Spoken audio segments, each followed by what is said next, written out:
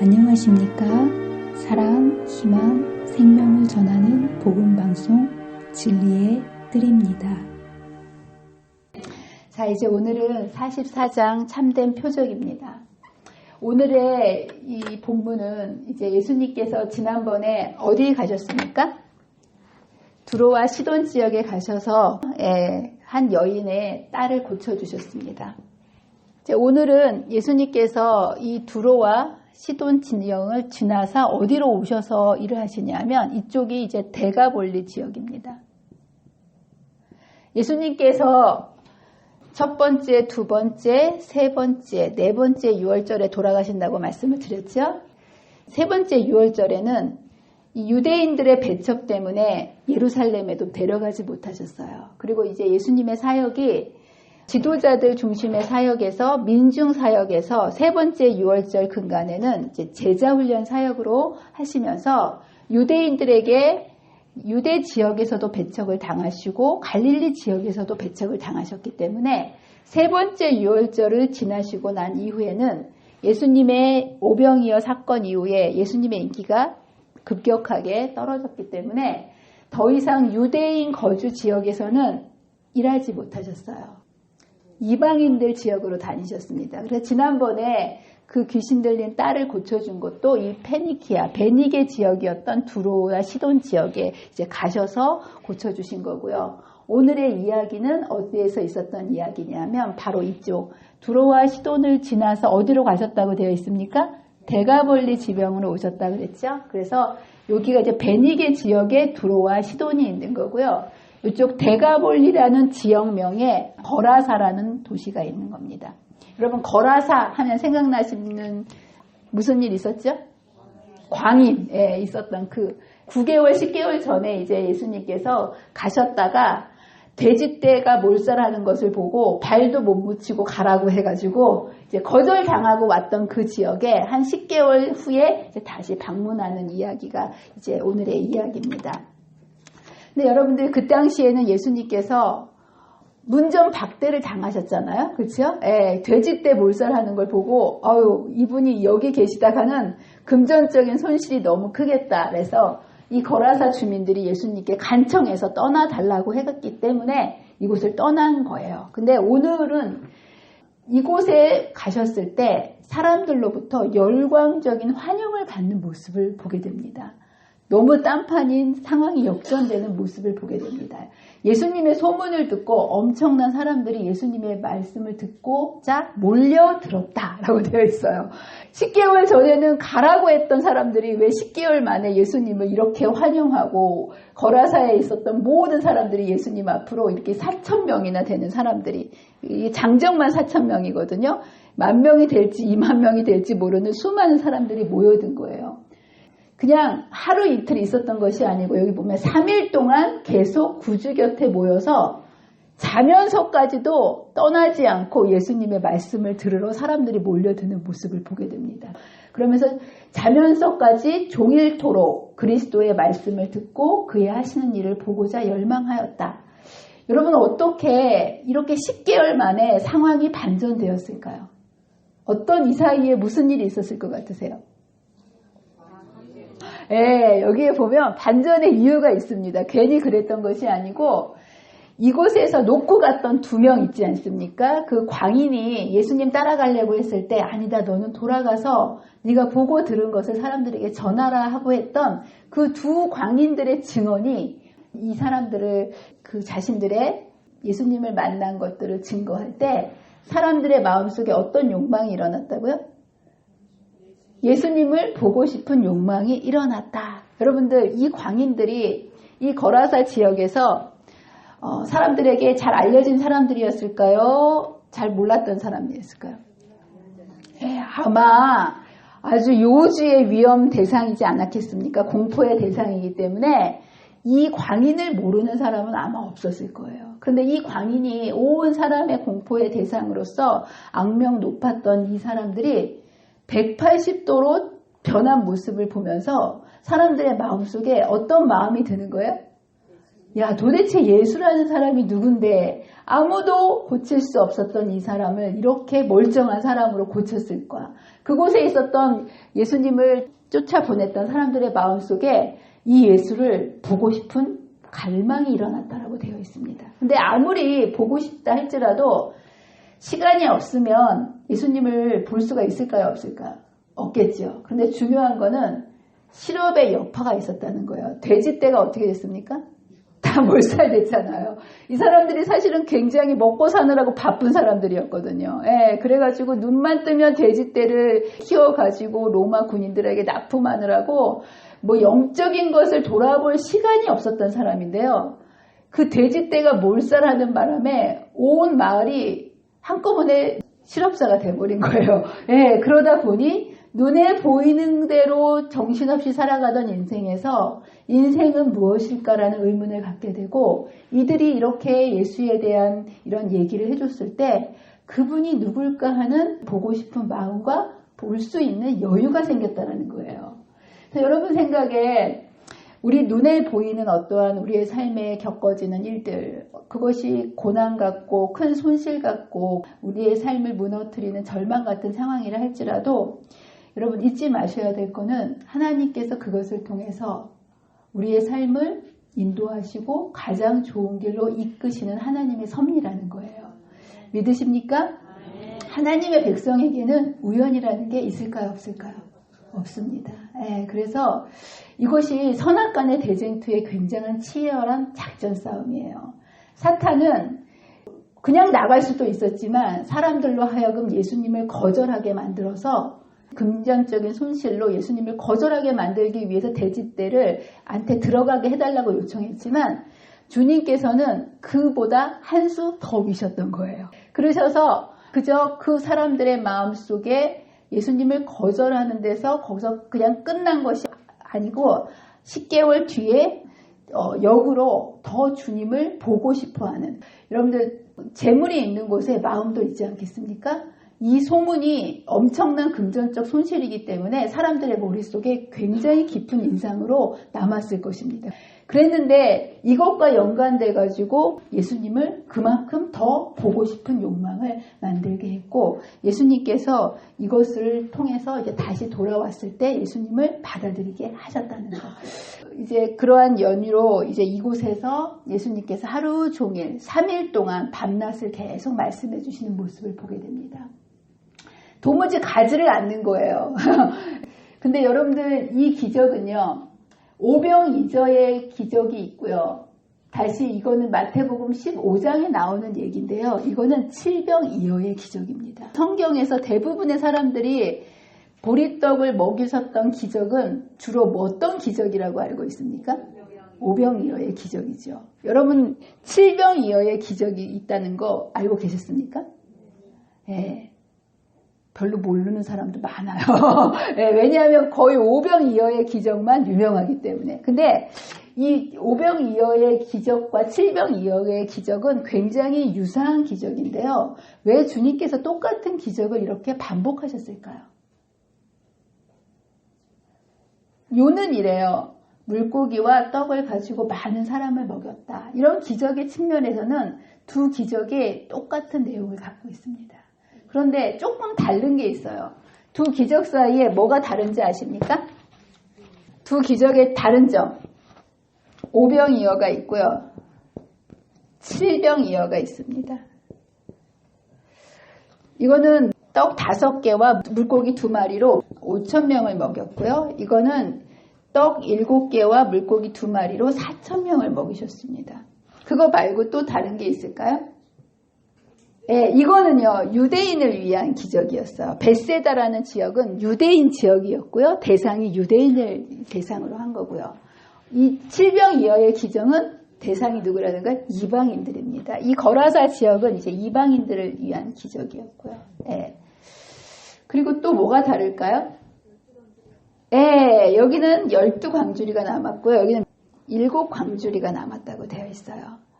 그리고 여기는 50명씩, 100명씩 이렇게 무리지어 앉게 했고요.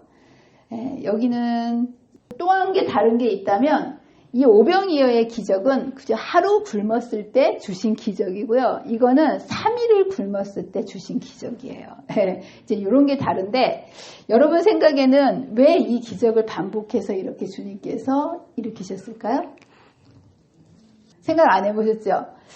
주님께서는 모든 기적을 일으키실 때 기적의 의미는 받는 사람 중심으로 기적을 일으키실까요? 주는 사람 위주로 기적을 일으키실까요?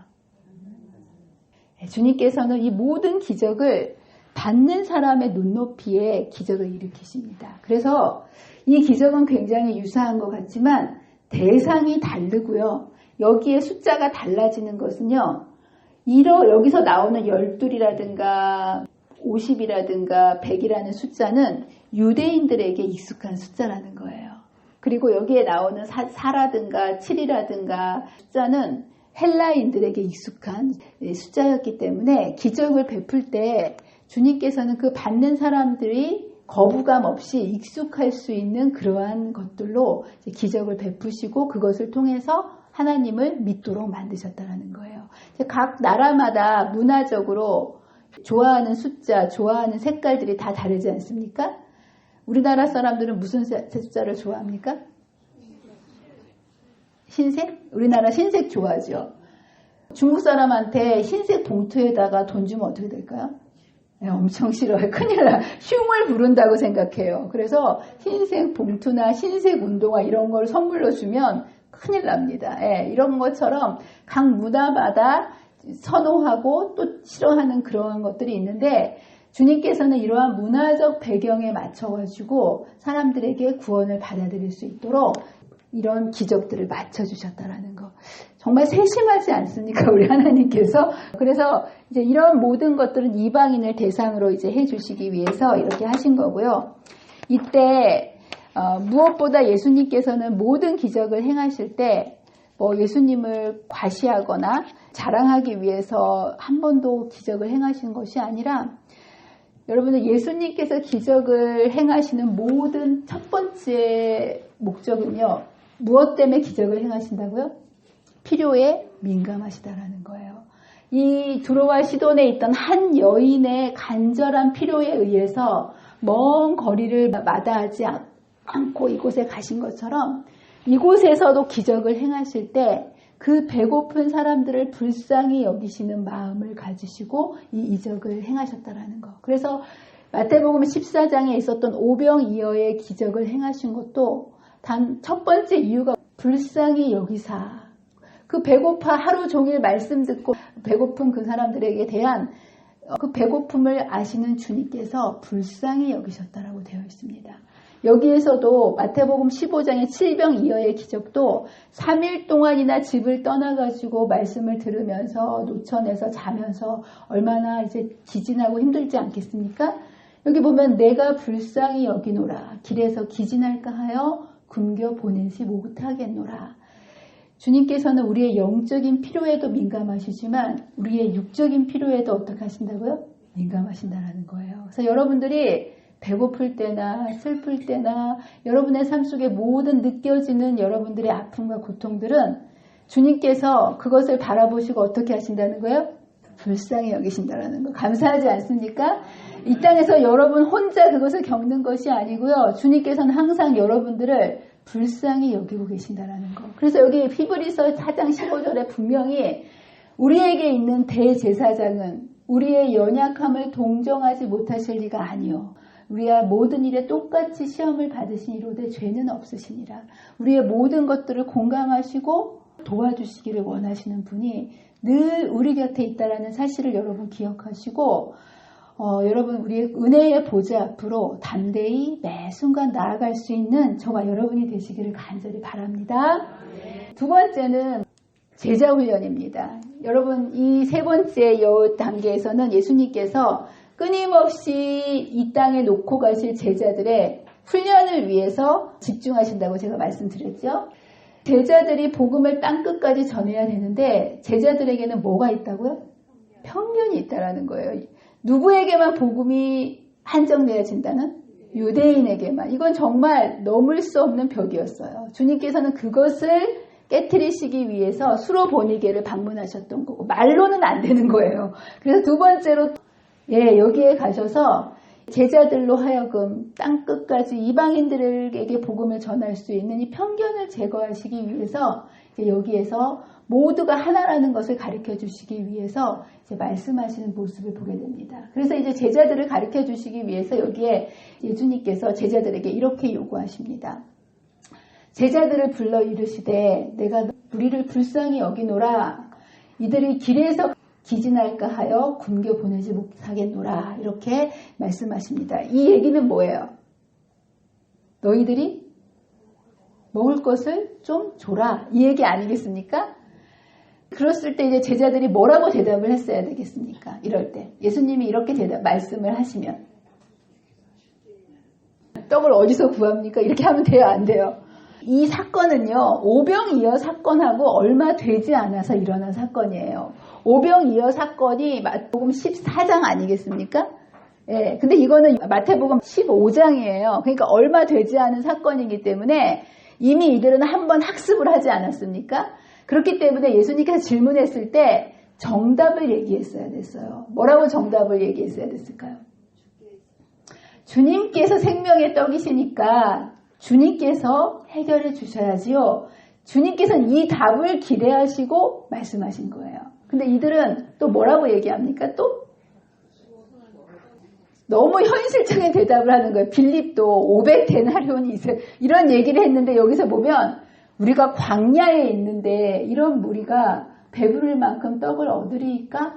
여러분 제자들이 왜 이런 대답을 했을까요? 주기 싫었다는 거예요. 여기 보세요. 이들은 벳세다에서 먹이신 무리는 유대인들이었는데 이 무리는 이방인과 이교도들이었다. 제자들 마음속에는 유대인적 편견이 아직도 강하게 남아있었다는 거예요. 유대인이라면 그 답을 얘기할 수 있을지 모르지만 이 사람들은 이방인이기 때문에 이 사람들에게 떡을 주시는 것은 옳지 않다라고 생각하면서 편견에 찬 그 말로 어디서 떡을 구하겠습니까? 라고 얘기하는 모습을 보게 됩니다. 세 번째로 예수님께서 여기서 이 기적을 하시는 것은 결국은 이 기적을 통해서 그분이 메시아라는 것을 가르쳐 주시면서 데가볼리 사람들에게 육적인 양식뿐만 아니라 뭐를 주고 싶으셨다는 거예요? 궁극적으로 영원한 생명인 영적인 생명을 주기를 원하셔서 여기에서 오병이어가 아니라 칠병이어의 기적을 통해서 메시아이심을 나타내고 이들은 이 기적을 통해서 기쁘게 그분을 영접했는데 뭘로 영접한 걸까요? 이 세상에서 떡 주시는 이 땅에서의 위대한 분으로 영접한 것이 아니라 하나님께서 보내주신 영생을 주실 분으로 기쁘게 영접하는 모습을 보게 됩니다. 그래서 여러분들 근데 예수님께서 이런 기적을 행하시고 배를 타고 나오셨어요. 이 기적을 행하시고 이제 3박 4일이 돼서 이렇게 나오셨는데 예수님께서 유대인의 거주 지역으로 오셨을 때 유대인들이 예수님께 나와서 이런 요청을 합니다. 보내시고 나서 바리새인과 사두개인들이 예수님께 나오는 모습을 보게 됩니다. 나와서 뭐라고 요청합니까? 마가복음에 보면 바리새인들이 나와서 예수를 힐난하며 그를 시험하여 하늘로부터 오는 표적을 구하거늘 당신이 정말 메시아라면 하늘로부터 표적을 보여달라는 요청을 합니다. 이들이 표적을 해달라는 이유가 뭐였을까요? 예수님을 믿고 싶어서 요청했을까요? 아니면 시험하기 위해서 요청한 걸까요? 여기 뭐라고 되어 있어요? 예수를 시험하여 그것에 대해서 예수님께서 마음속으로 깊이 탄식하시며 이르시되 어찌하여 이 세대가 표적을 구하느냐 내가 진실로 너희에게 이르노니 이 세대에 표적을 주지 아니하리라 하시고 이전에 이 오병이어나 이때는 백성들이 사실은 먼저 표적을 구했습니까? 안 구했습니까? 구하지 않았어요. 그럼에도 불구하고 예수님께서 이들에게 표적을 주시면서 메시아이심을 나타내셨다는 거예요. 근데 이들이 와서 메시아인 표적을 요청했음에도 불구하고 예수님께서 그 표적을 일으키지 않고 거절하셨습니다. 왜 그러셨을까요? 여러분, 믿고자 하는 표적이 아니었고요. 시험하고자 하는 표적일 때는 주님께서 이것에 응답하지 않는 모습을 보게 됩니다. 믿음에는 두 가지 종류의 믿음이 있습니다. 어떤 믿음이 있냐면 높은 차원의 믿음이 있고요. 낮은 차원의 믿음이 있습니다. 여러분들 높은 차원의 믿음은 어떤 믿음일까요? 보지 못하고 믿는 것이 높은 차원의 믿음입니다. 보지 못하고 믿지 못하는 것에 대해서 주님께서는 보고라도 믿으라고 낮은 차원의 믿음을 위해서 주시는 게 있습니다. 그게 뭘까요? 그게 표적입니다. 예. 근데 여러분들 정말 높은 차원의 믿음은 보지 못하고 믿는 것이 복되다라고 하지 않았습니까? 예. 그래서 여러분들 빌립이 예수님께 뭐라고 요청했냐면 아버지를 보여주십시오 라고 얘기했어요. 그랬을 때 예수님께서 뭐라고 얘기하셨냐면 네가 이제까지 나와 함께 있었는데 나를 보면 아버지를 본 거나 마찬가지인데 왜 아버지를 보이냐라고 얘기하면서 내가 아버지 안에 거하고 아버지가 내 안에 계심을 믿으라. 그렇지 않으면 행하는 그 일을 보고라도 믿으라 라고 얘기하면서 예수님께서 이 땅에 계시면서 이루셨던 표적을 보고 믿는 이 믿음에 대해서 이제 말씀해 주시는 모습을 보게 됩니다. 진짜 믿음은 어떤 믿음일까요? 보지 못하고도 믿는 믿음. 성경에 보면 높은 믿음의 샘플이 나오는데 그게 누굴까요? 아브라함일 것 같죠. 예, 물론 아브라함도 믿음의 조상입니다. 그러나 모두가 다 알고 있는 당연한 믿음의 조상인 아브라함이 있지만 성경에서 믿음의 여장부로 쳐주는 사람이 하나가 있는데 그게 누구냐면 라합이라는 거예요. 여러분 굉장히 의외지 않습니까? 라합은요 여리고성의 성창이었어요. 근데 어떻게 하나님을 알지도 못하고 제대로 배움의 지식도 없었던 이 라합이 믿음을 아브라함하고 견줄 수 있는 믿음의 그걸로 예수님께서 인정해 주셨을까요? 야고보서에 보면 야고보서는 믿음을 행함에 얼마나 중요한지를 강조하는 건데요. 아브라함이 자식을 이삭을 하나님께 드리는 그 행함을 통해서 그의 믿음을 표현했던 그 예를 들면서 그 아브라함과 똑같이 그 믿음을 행사했던 사람을 누구라고 얘기하냐면 라합이라고 예를 듭니다. 그러니까 이건 다시 말하면 아브라함의 믿음만큼 하나님께서는 누구의 믿음도 쳐주셨다는 거예요? 라합의 믿음. 그리고 히브리서 11장에 보면 각 시대에 믿음의 우등생들이 나옵니다. 그래서 그 시대마다 가장 믿음이 사람들을 이름이 다 올라가는데요. 여호수아 시대에 모세를 이어서 여호수아가 믿음의 대장부라고 올라가야 될 것 같지 않습니까? 그런데 여호수아를 제치고 믿음의 우등생의 명부에 올라간 사람이 누군지 아십니까? 바로 라합이라는 거예요. 어떻게 라합이 어떤 믿음을 가졌길래 여호수아를 제치고 믿음의 그 전당에 이름을 올릴 수 있었을까요? 라합은 보고 믿는 신앙이었을까요? 보지 못하고 믿는 신앙이었을까요? 예, 라합을 왜 믿음의 우등생으로 쳐주냐면 라합은 한 번도 홍해가 갈라지는 것을 봤어요? 못 봤어요? 못 봤어요. 만나를 먹어봤어요? 못 먹어봤어요? 못 먹어봤어요. 그렇지만 라합은 하나님을 보지 못했지만 상천하지의 하나님으로 하나님의 품성을 바라보면서 자신의 하나님으로 그를 붙잡았다는 거예요. 이러한 믿음을 하나님께서 쳐주시지만 이러한 믿음이 없을 때는 우리들에게 무엇을 보고라도 믿으라고 요구하십니까? 표적을 보고라도. 그런데 중요한 것은 이 사람들은 표적을 보고도 믿으려 하지 않았다라는 거. 그래서 예수님께서 이제 이런 얘기를 하십니다.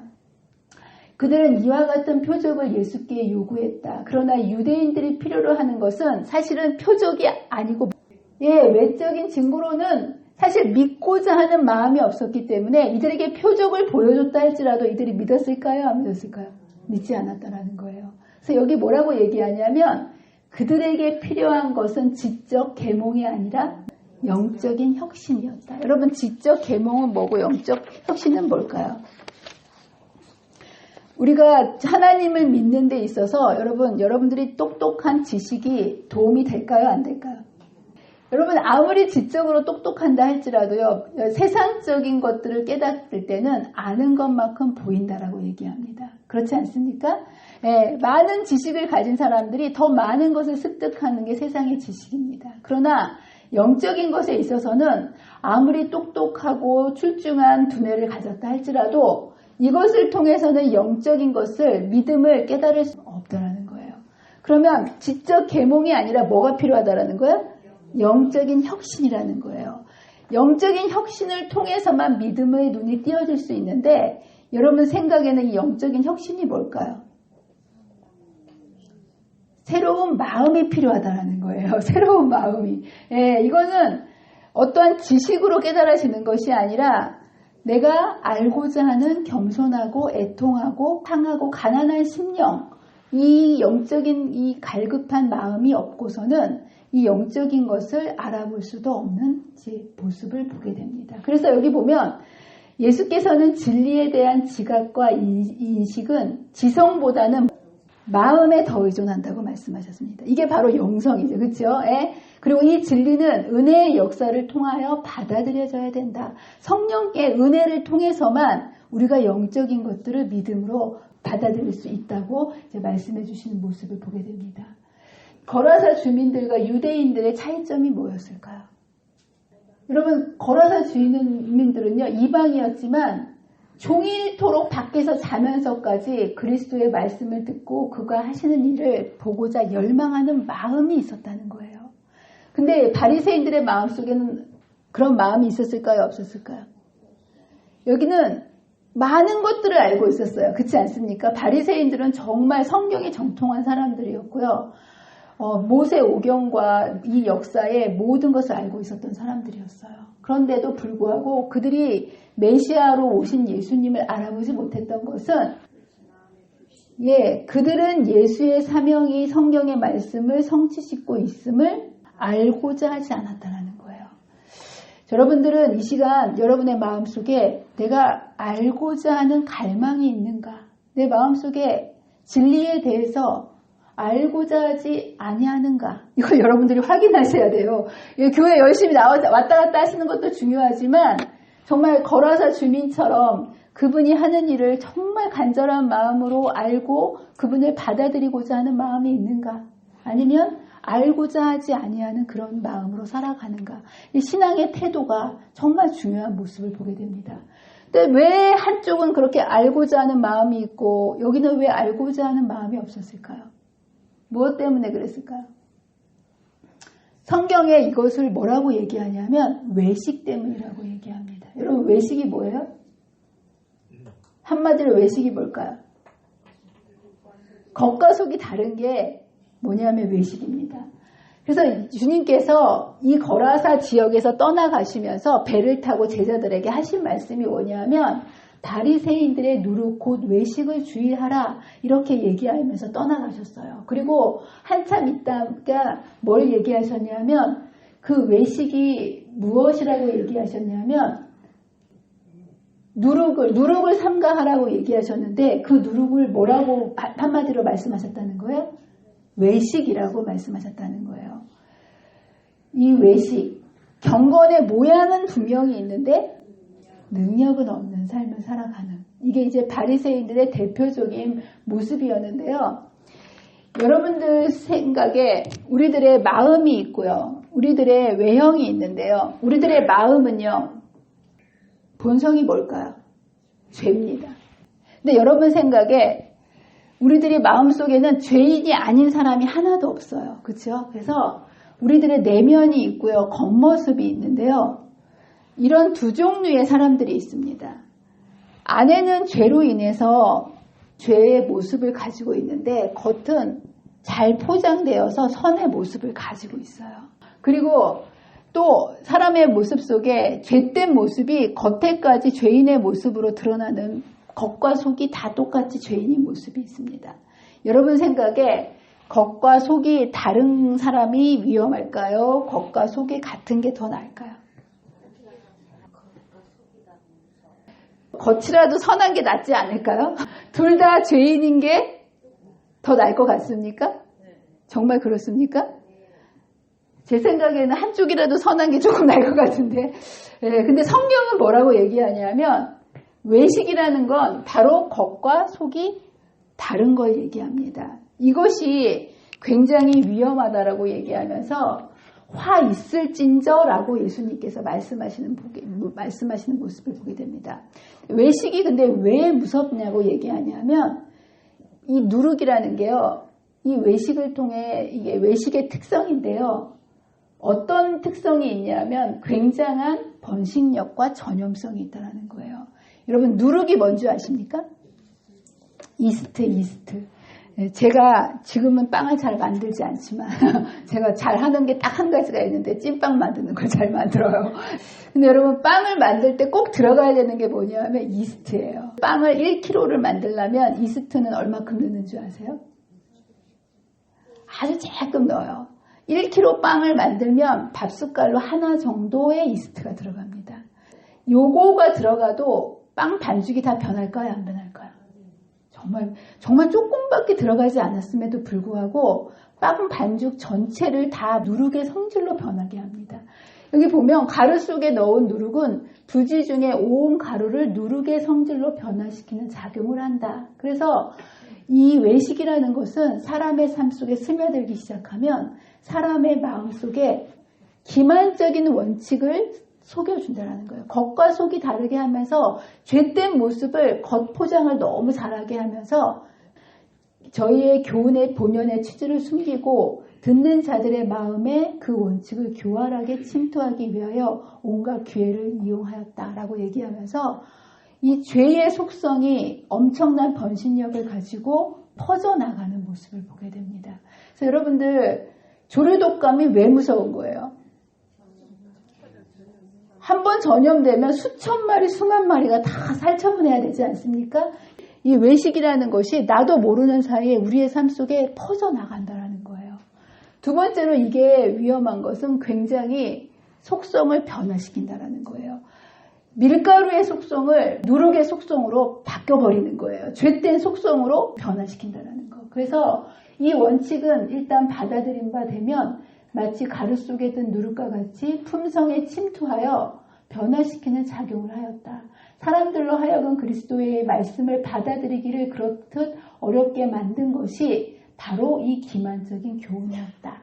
외식이 사람들의 마음속에 사로잡히게 되면, 마음속에 있게 되면 사람들은 하나님의 말씀의 교훈을 받아들일까요? 받아들이지 못할까요? 받아들이지 못한다라는 거예요. 이게 엄청난 이 속성을 변화시키는 우리의 마음을 변질시키기 때문에 아무리 진리를 주님께서 오셔서 이스라엘 백성들에게 말씀해 주시기를 원하셨지만 유대인들의 마음속에 그들의 마음속에 진리가 들어가지 못했던 것은 바로 외식 때문이었다라는 거. 외식이 없었던 그들을 스스로 죄인이라고 생각했던 대가볼리의 수많은 사람들은 그 진리를 받아들일 수 있었어요. 그렇지 않습니까? 그런데 바로 이 유대인들은 이 외식 때문에 그 진리, 구원을 받아들이지 못했다라는 거. 외식의 원인은 도대체 무엇일까요? 이기주의라는 거예요. 바리새인의 외식은 이기주의에서 나온 것이었다. 이기주의는 딴 게 아닙니다. 하나님께 드려야 될 영광을 자기 가져가는 거. 여러분 오늘 하루 종일 누구를 위해 사셨습니까? 그럼 여러분 외식하고 사신 거예요. 그렇죠? 예. 여기 보면 자신을 영화롭게 하는 것이 그들의 생애의 목적이었다. 그들은 성경의 말씀을 왜곡하고 악용하며 그리스도의 사명의 목적에 눈을 감게 한 것은 바로 이것이었다. 그러면서 끊임없이 이 외식, 이기심은 사람으로 하여금 누가 더 큰지를 분쟁을 일으킨다는 거예요. 예.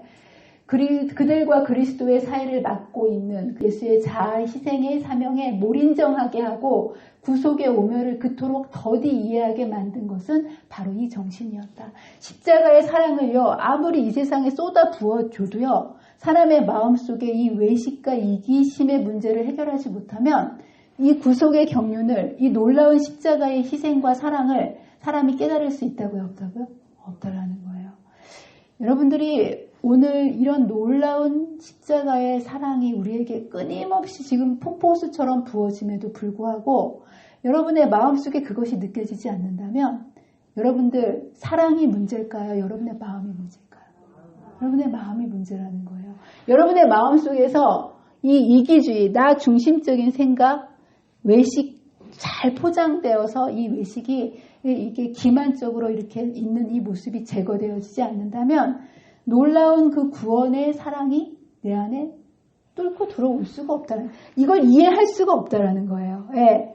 근데 여러분 그러면 여기 이렇게 되어 있습니다. 노력을 작용하는 대로 놓아둔다면 부패와 쇠퇴를 일으키는 것처럼 이기심을 마음에 품으면 심령을 더럽히고 멸망시키는 작용을 하는 것이다. 근데 여러분들 다 이기심을 갖고 살아가지만 내가 이기심 때문에 가슴 아파본 적 있습니까?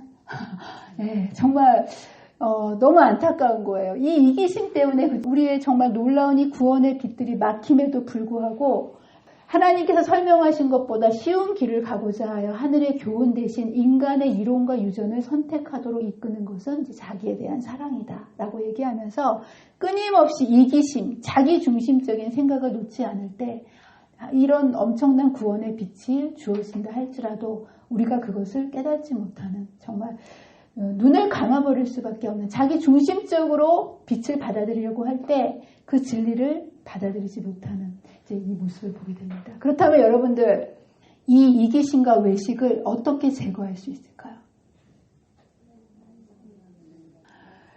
제가 빵을 만들어 보면요, 이스트를요 넣는 거는 얼마든지 넣을 수 있어요. 근데 일단 반죽을 하면 반죽에서 이스트를 분리할 수 있을까요, 없을까요? 제가 빵을 정말 잘 만드는데 죽었다 깨어나도 반죽한 그 이스트 반죽에서 이스트를 분리하라면 제가 할 수 있을까요, 없을까요? 절대로 할 수 없습니다.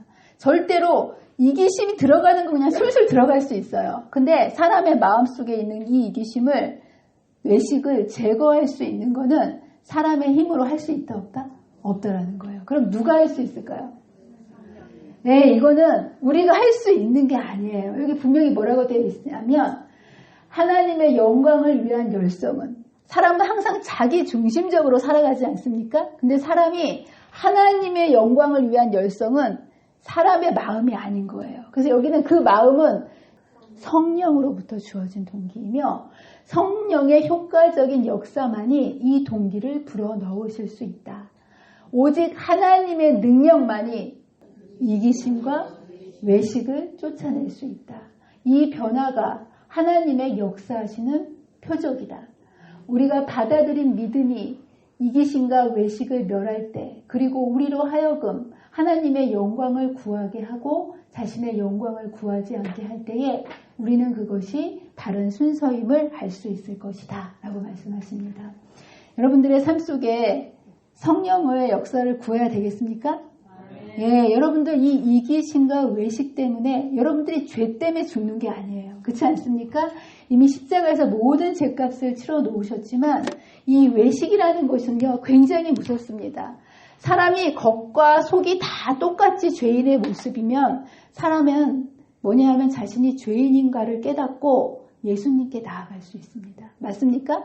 그래서 그 당시에 세리였던 사람들, 병 걸렸던 사람들, 이런 사람들은 그들이 죄인이고 구원받아야 될 사람이라는 것을 겉과 속이 똑같은 죄인이었기 때문에 그들이 죄인이라는 것을 인정하고 예수님께 나아갔습니다.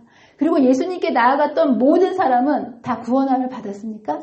네, 예수님께 나아가서 구원 못 받은 사람은 없었다는 거예요. 근데 문제는 겉과 속이 다른, 안에는 죄가 가득 차 있는데 겉에 어떤 인간의 외식과 의로 가득 포장이 잘 돼 있으면 이 사람은 자신이 죄인이라는 것을 깨달을까요? 못 깨달을까요?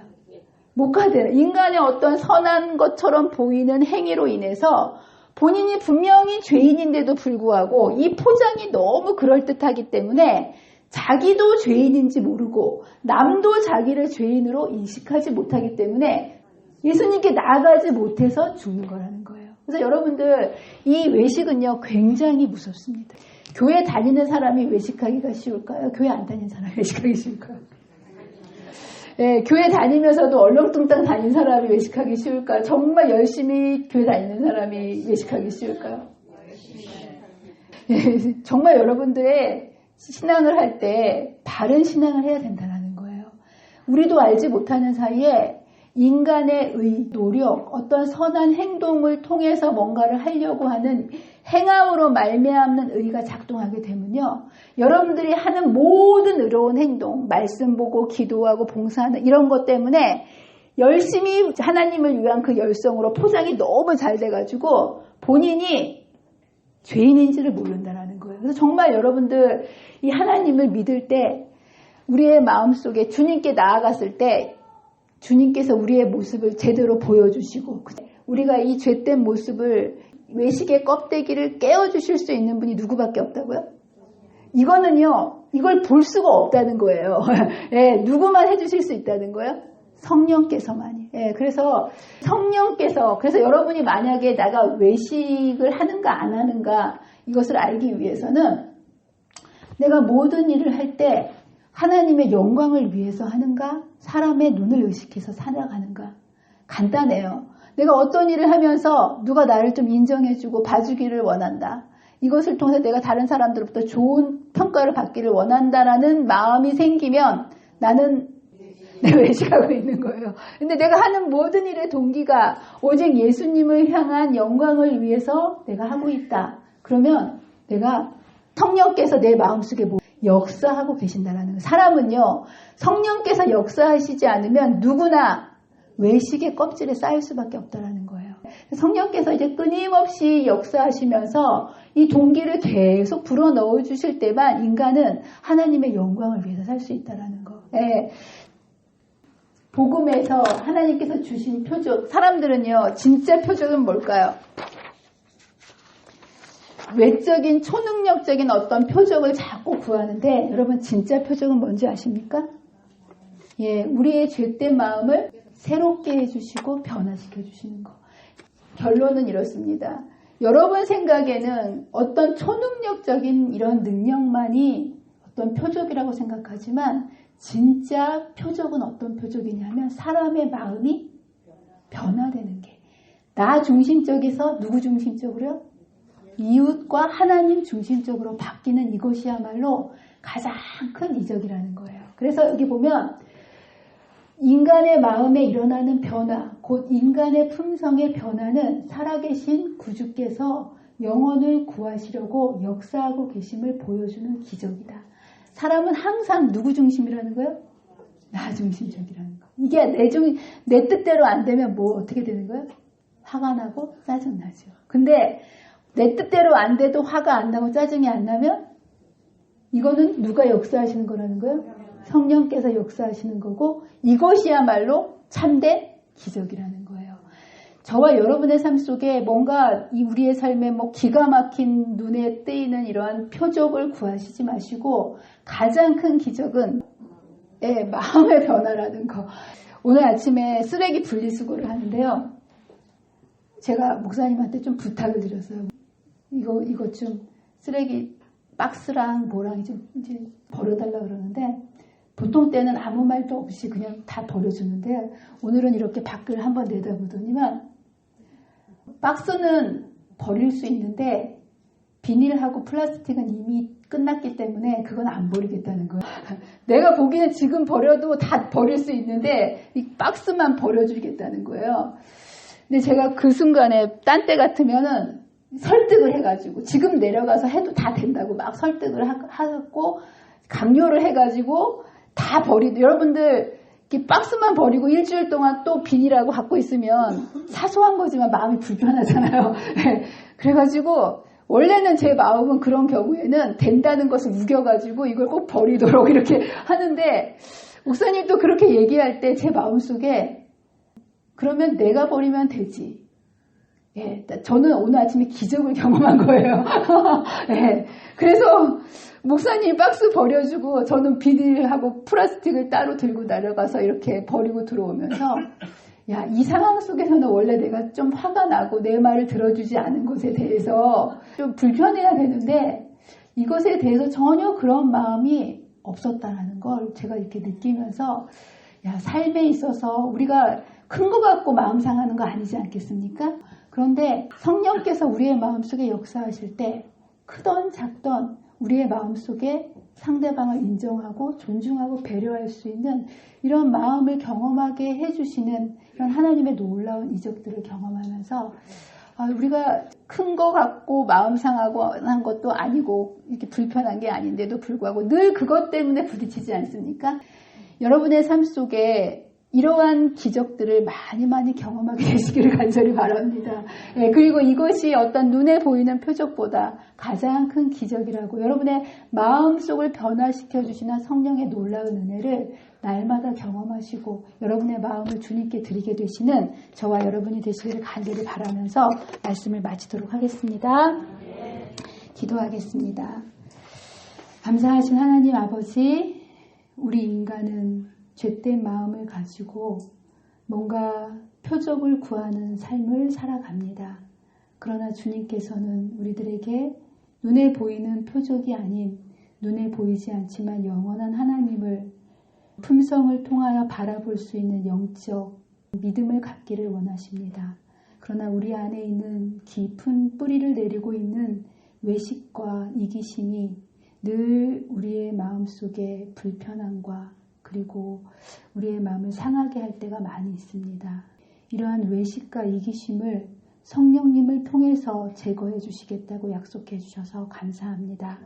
우리의 삶 속에서 그 어떤 기적보다 우리의 마음에 새 마음을 주시겠다고 하시는 이 놀라운 약속을 믿음으로 붙잡게 해주시고 매 순간 우리의 삶을 변화시켜 주시는 그 놀라운 기적을 경험하며 살아가는 믿음의 백성들이 되도록 인도하여 주시기를 사랑과 은혜가 많으신 예수님의 이름으로